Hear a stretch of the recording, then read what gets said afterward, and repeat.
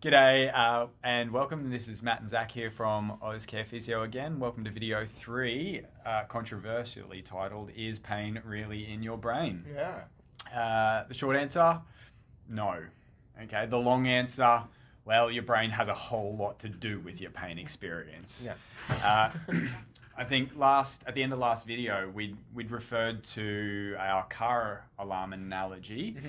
And we sort of spoke about once that sensitivity got dialed right up, the other car could drive past with a loud exhaust and that would set off the alarm because it was so sensitive. Yeah. And at that point, the car we're trying to protect had no damage to it. No. Right? And that is a very, very important thing to, I guess, recognize and take away from this video, is that is an exact parallel of what can happen with the human body. Yeah. We can get to that point where our nervous system is so sensitive that there doesn't need to be any tissue damage at all, any change to the tissue to set off that sensitive nervous system to send everything that we need to the brain for the brain to mix it all up and send out an experience of pain. Definitely. And there's so many things that go into that, whether it is, our past experiences play a huge role in that process. And I'm sure a lot of you that are watching this would know that,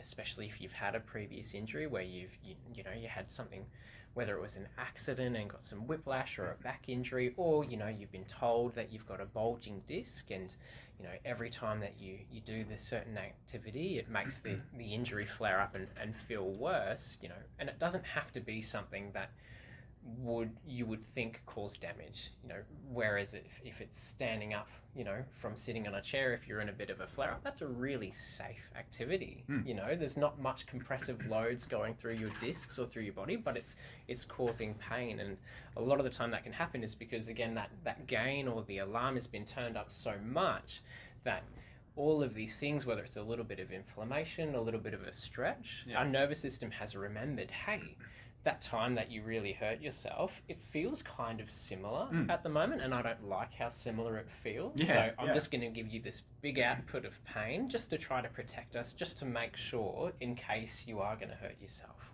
Yeah, and I guess an interesting parallel to take with that too, because we've kind of said, there doesn't have to be any damage for you to experience pain.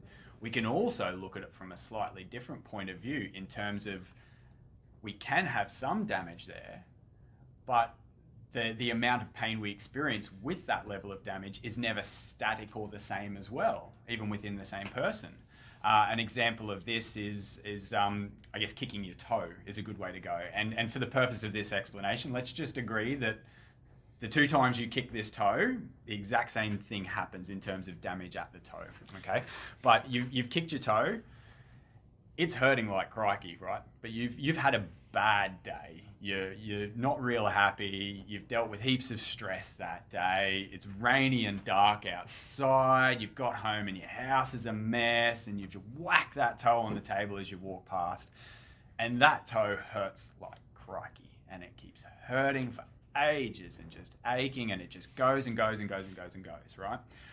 And on the flip side, we can have that same table and that same toe and kick it the exact same way. But on that day, it's a beautiful sunny day outside. All your friends are sitting at a table because you've just cooked a barbecue, and you're all sitting around, enjoying the sunshine and having a laugh. Same toe, same table, kicked it the same way. Sure, it'll hurt for a bit, but after a while, you're sitting at that table and you haven't taken any notice of that toe and the pain there for ages. You haven't felt that pain at all. The damage is the same, everything else is the same, but your brain has found something else that makes it less concerned about the pain. It's distracted, it's happy, it just doesn't matter to it as much. Yeah. So while sometimes we can have no damage and lots of pain, other times we can have damage and no pain. And that's kind of where I guess we're getting to with the whole, is pain really in your brain?